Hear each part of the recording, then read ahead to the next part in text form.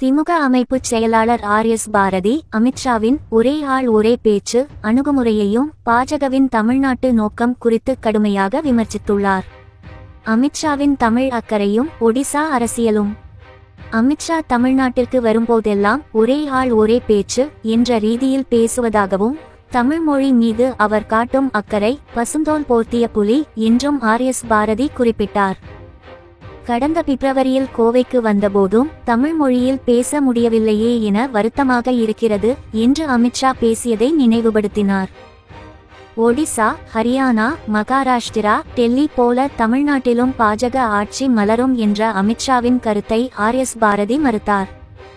ஒடிசா சட்டமன்ற தேர்தலில் தமிழகத்தைச் சேர்ந்த ஐஏஎஸ் அதிகாரி வி.கே. பாண்டியனை பாஜகவினர் விமர்சித்ததையும் அமித்ஷா தமிழ்நாட்டைச் சேர்ந்த ஒருவர் ஒடிசாவை ஆட்சி செய்வதா என்று சீறியதையும் சுட்டிக்காட்டி இப்போது மதுரையில் தமிழர்கள் என்று அமித்ஷா பேசுவது கபட வேடம் என்று சாடினார்.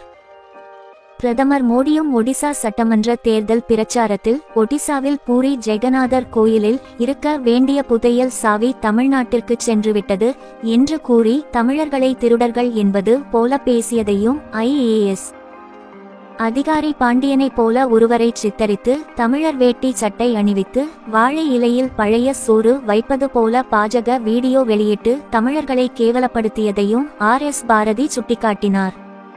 பாஜக ஆட்சி ஒடிசா மற்றும் மணிப்பூர் உதாரணங்கள். இவர்கள் ஆட்சிக்கு வந்தால் என்ன நடக்கும் என்பதற்கு உதாரணம் ஒடிசாவிலேயே இருக்கிறது. ஒடிசாவின் லட்சணம்தான் இந்தியாவுக்கே தெரியுமே என்று ஆர்.எஸ். பாரதி விமர்சித்தார்.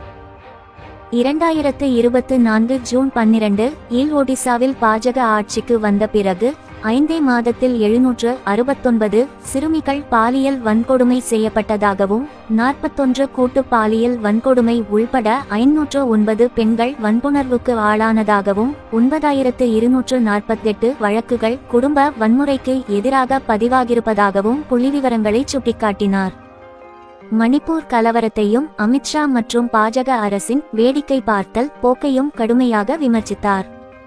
மணிப்பூர் கலவரத்தில் 200க்கும் மேற்பட்டவர்கள் கொல்லப்பட்டார்கள். 5000த்திற்கும் மேற்பட்ட வீடுகள் எரிக்கப்பட்டன. 400க்கும் மேற்பட்ட மத வழிபாட்டு தலங்கள் அழிக்கப்பட்டன என்று கூறினார். 2 ஆண்டுகளாக மணிப்பூர் கலவரத்தை அடக்க முடியாத பாஜக தமிழ்நாட்டில் ஆட்சிக்கு வந்தால் தமிழகத்தை மணிப்பூராக மாற்றிவிடுவார்கள் என்று அவர் எச்சரித்தார். திமுக ஆட்சி மீதான அவதூறும் பாஜகவின் மறைமுக நோக்கமும். திராவிட மாடல் ஆட்சியின் நலத்திட்டங்கள் மூலம் முதலமைச்சர் ஒவ்வொரு வீட்டுக்குள்ளும் சென்று விட்டதாகவும் 10 ஆண்டுகளாக சீரழிந்து கிடந்த தமிழ்நாட்டை வளமானதாக்கி தலை நிமிர வைத்துள்ளதாகவும் திமுக அரசின் சாதனைகளை பாராட்டிய ஆர்.எஸ். பாரதி 4 ஆண்டுகள் அடிமை ஆட்சி நடத்திய எடப்பாடி பழனிசாமியால் இப்படி ஓர் ஆட்சியை கற்பனையிலும் தர இயலாது என்று அதிமுகவை விமர்சித்தார். அதிமுக என்னும் கட்சியை மிரட்டியே விழுங்கிக் கொண்டிருக்கும் அமித்ஷா கூட்டணி அமைத்த அன்றே தனக்கு அடிமைதான் எடப்பாடி பழனிசாமி என்பதை உலகத்துக்கே காட்டினார் என்று சாட்டினார்.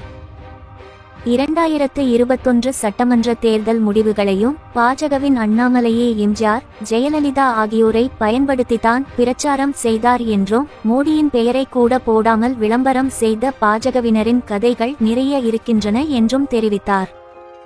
பாஜக தலைவர்கள் தயவு செய்து பிரச்சாரத்துக்கு வந்துவிட வேண்டாம் என்று அதிமுகவின் வேட்பாளர்கள் கெஞ்சும் அளவுக்கு பாஜக மீதான வெறுப்பு தமிழ்நாட்டில் நிலவியது. அந்த வெறுப்பு அடங்கவில்லை என்பதைத்தான் அடுத்து வந்த 2024 நாடாளுமன்ற தேர்தல் முடிவும் காட்டியது என்று கூறினார். தேர்தல் வெற்றி அல்ல, கபளீகரம் செய்வதே நோக்கம். தேர்தலில் வெல்வது அல்ல அவர்களின் நோக்கம்.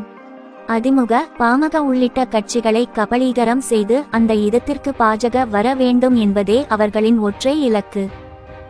அதற்காக 2026 சட்டமன்ற தேர்தலை பயன்படுத்துகிறார்கள் என்று ஆர்.எஸ். பாரதி வெளிப்படையாக குற்றம் சாட்டினார். அமித்ஷா தொடங்கியுள்ள இந்த பிரச்சாரம் எங்களுக்கு மிகவும் வசதியானதுதான். ஏற்கனவே சொன்னது போல ஆளுநர்தான் எங்களை வெற்றி பெற வைக்கப் போகிறார் என்று நினைத்தோம். ஆளுநருக்கு உச்ச நீதிமன்றம் கடிவாளம் போட்டு விட்டதால் அந்த பணியை தற்போது அமித்ஷா கையில் எடுத்துள்ளார். அவருக்கு எங்கள் நன்றிகள் என்று கிண்டலாக குறிப்பிட்டார். 2026 சட்டப்பேரவை தேர்தலில் பாஜக அதிமுக கூட்டணி வெற்றி பெறும் என்று அமித்ஷா தெரிவித்திருப்பது முதல் முறை அல்ல என்றும் அவர் பேசியது எதுவுமே கடந்த காலங்களில் நடக்கவே இல்லை என்றும் சுட்டிக்காட்டினார். தமிழ்நாட்டில் தேசிய ஜனநாயக கூட்டணி உருவான நாளில் இருந்தே தோல்விகளை மட்டுமே சந்தித்துக் கொண்டிருக்கிறது. தொண்டர்களின் நம்பிக்கையையே பெற முடியாதவர்கள் மக்களின் நம்பிக்கையை மட்டும் எப்படி பெற முடியும் என்று கேள்வி எழுப்பினார். 2018ஆம் ஆண்டு தமிழ்நாட்டின் நலனை முன்னிறுத்தி தொடங்கிய திமுக தலைமையிலான கூட்டணி 13 தேர்தல்களை சந்தித்து வெற்றி பெற்றது.